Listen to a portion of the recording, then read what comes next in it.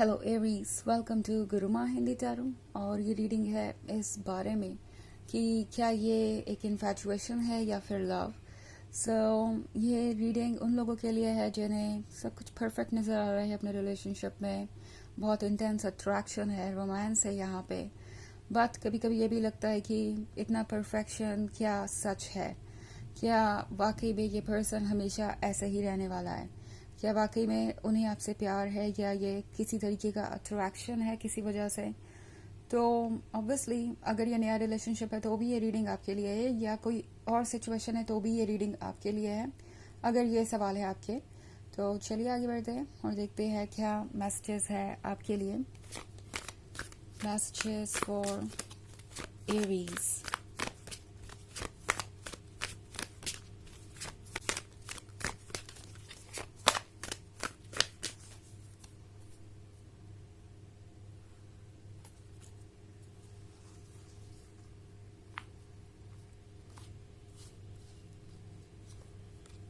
The Liar, Nine of Spells, Four of Bones, Two of Bones, and Four of Visions.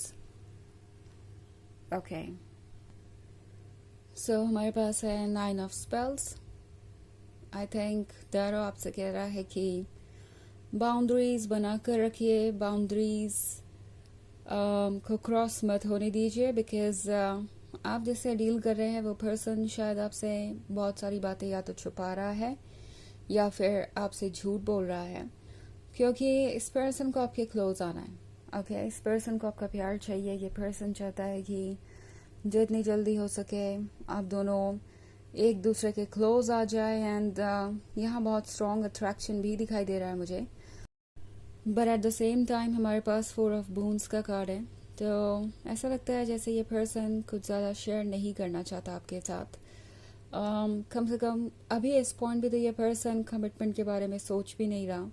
ये person अपने life का हिस्सा किसी और के साथ शेयर करने के बारे में नहीं सोच रहा। उन्हें लगता है कि इसका मतलब होगा रिस्पॉन्सिबिलिटी, इसका मतलब होगा कि जो भी उनका है वो आपका हो जाएगा और जो आपका है वो उनका। But at the same time इस पर्सन को शायद कुछ गलत फहमी भी है। उन्हें लगता है कि उनके पास बहुत कुछ है ऑफर करने को, और ये पर्सन बेसिकली एक माइंड गेम खेल रहा हो सकता है। ये पर्सन ऑब्वियसली ऐसा लग सकता है कि बहुत परफेक्ट है आपके लिए। द लायर के साथ आपको वही बातें सुनने को मिलेगी इनसे जो आप सुनना चाहते हैं, बट कभी कभी आपको दिखाई देगा कि आखिर ये सोच क्या रहे हैं। ओके, इनकी बातों को अगर आप गौर से सुने तो कुछ ऐसी बातें ज़रूर होंगी जो इनके इंटेंशंस को क्लियर करेंगी। एंड ऑब्वियसली ये एक जर्नल रीडिंग है। मैं फिर से एक बार बता दूं कि ये जर्नल रीडिंग है, तो अगर आपसे सिचुएशन मैच हो रही है तो ही आप इसे सीरियसली लें, वरना फिर ये आपकी रीडिंग नहीं है। तो ऐसा लग रहा है यहाँ पे इस एनर्जी के साथ कि ये पर्सन एक तरफ तो इस बात पे बहुत फोकस्ड है कि उन्हें आपसे क्या मिल सकता है। जो कुछ भी आपसे मिल सकता है वो सब कुछ वेलकम है। उन्हें अपनी लाइफ में आपका प्यार चाहिए, आपका अटेंशन चाहिए, आपका सपोर्ट चाहिए। But at the same time जब बात आती है शेयर करने की, देने की, तो ये पर्सन कुछ भी समझ नहीं पाता और देना नहीं चाहता आपको वो सब कुछ जो भी उनके पास है। तो आपको यहाँ पे थोड़ा अलर्ट रहने की ज़रूरत है। फिलहाल नाइन ऑफ स्पेल्स के साथ बाउंड्रीज बना के रखें। आपको एकदम से किसी चीज़ पर ट्रस्ट करने की ज़रूरत नहीं है। आपका हायर सेल्फ कह रहा है कि इस वक्त आपका इंस्टिंक्ट, आपके प्रिंसिपल्स, आपके मोरल्स ही आपको किसी भी धोखे से दूर रखेंगे। एंड यस, आप ऑब्वियसली इस रिलेशनशिप में टाइम स्पेंड कर सकते हैं, बट जब तक आपका भरोसा ना हो जाए कि आप सेफ जोन में हैं, तब तक आप कॉशियस बने रहें। हर चीज़ को डिटेल में देखें और समझने की कोशिश करें। ऑल्सो फोर ऑफ विजन्स का कार्ड है, तो इस पर्सन को वो सब कुछ चाहिए ज़रूर जो आपके पास है, but at the same time जब बात आएगी अपने ड्यूटीज़ को पूरा करने की, रिस्पॉन्सिबिलिटीज़ को पूरा करने की या कमिटमेंट देने की, तब आप देखेंगे कि ये पर्सन टू ऑफ बून्स वाली एनर्जी में है, कंफ्यूज है, कुछ क्लियरली बोल ही नहीं रहा। तो अगर ऐसी सिचुएशन में आप हैं तो आपको अलर्ट रहना चाहिए थोड़ा सा। ऑल्सो ये पर्सन कुछ चीज़ों को लेके बहुत स्टबन हो जाएगा उन्हें जो चाहिए आपसे वो उसे बार बार मांगेंगे, एंड अगर आप वो नहीं देते तो ये पर्सन बहुत अपसेट भी हो सकता है, काफ़ी नेगेटिव तरीके से रिएक्ट कर सकता है। तो ये भी एक रेड फ्लैग होगा आपके लिए कि ये पर्सन शायद पेशेंस नहीं दिखा रहा है।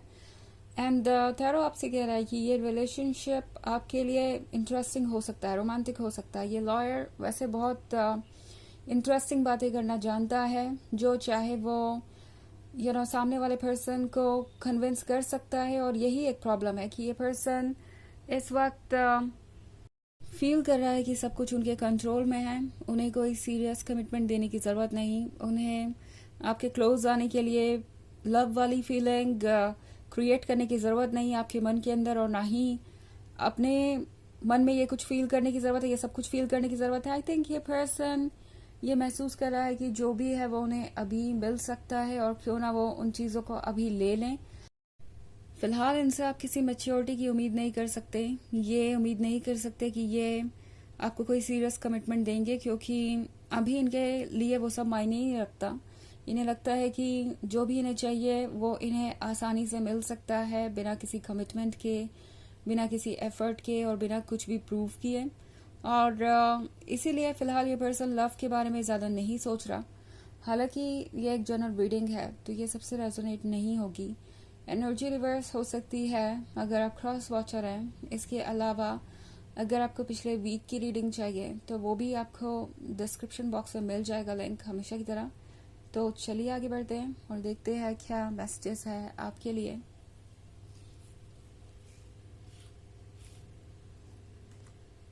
Messages for Aries, the Green Mother, Seeker of Visions, the Oldest One, the Folly, and Child of Spells. Okay. तो हमारे पास है Sikar of visions. Sikar of visions का मतलब है कि यह पर्सन अट्रैक्टेड है आपकी ब्यूटी से, आपकी बॉडी से, और प्रोबेबली इन्हें चाहिए वो सब कुछ जो इन्हें मिल सकता है। इस पॉइंट पे ये पर्सन बहुत डेस्परेट है आपके अटेंशन के लिए। सो इन्फैचुएशन तो है, इसमें कोई दो राय नहीं है। इनफैक्ट ये पर्सन वेट कर रहा है उस मरमेड का, उस जलपरी का जो उन्होंने वाटर में देखी है। और ये पर्सन इसीलिए ये हार्प प्ले कर रहा है कि इस म्यूजिक को सुन के वो जलपरी दोबारा वहां आएगी। तो इस पर्सन के बोल बहुत मीठे हो सकते हैं, बहुत प्यारे हो सकते हैं, एंड परफेक्ट लग सकते हैं। और चूंकि ये जनरल रीडिंग है तो हो सकता है आप में से बहुत सारे लोगों के केस में ये सच भी हो। But again the oldest one आपसे कह रहा है कि विजडम से फैसले लीजिए। आप अगर थोड़ा रुक कर चीज़ों को देखेंगे तो और ज़्यादा बेहतर तरीके से समझ पाएंगे। द फोली के कार्ड के साथ टैरो आपसे कह रहा है कि अभी बहुत कुछ ऐसा है जिससे आपको गाइडेंस मिलेगी। बहुत सारे साइंस आपके सामने आएंगे, बहुत सारे थॉट्स, बहुत सारे फैक्ट्स, और वो आपकी मदद करेंगे। तो द ग्रीन मदर आपसे कह रही है कि अपने इंट्यूशन को सुनिए और जल्दबाजी मत कीजिए किसी भी चीज़ के लिए। चाइल्ड ऑफ विजन्स के साथ आप जो चाहते हैं वो सब कुछ ट्रू होगा, but at the same time आपको ये श्योर करना पड़ेगा कि आप अपने लिए सही पर्सन चूज कर रहे हैं, क्योंकि राइट एनर्जी और राइट चीज़ें सही पर्सन से ही आपके लाइफ में आएंगी। सो टैरो आपसे कह रहा है कि किसी चीज़ को फील करना या इंजॉय करना बुरी बात नहीं है। अगर आप इस रिलेशनशिप में इंटरेस्टेड है तो डेफिनेटली आगे बढ़िए एंड चीज़ों को देखिए, बट कोई भी हेस्टी डिसीजन मत लीजिए जल्दबाजी में। वेट कीजिए और चीज़ें धीरे धीरे क्लियर हो जाएंगी और आपके लिए फैसले लेना आसान हो जाएगा। चलिए देखते हैं आपके लिए ऑरेकल मैसेज क्या है।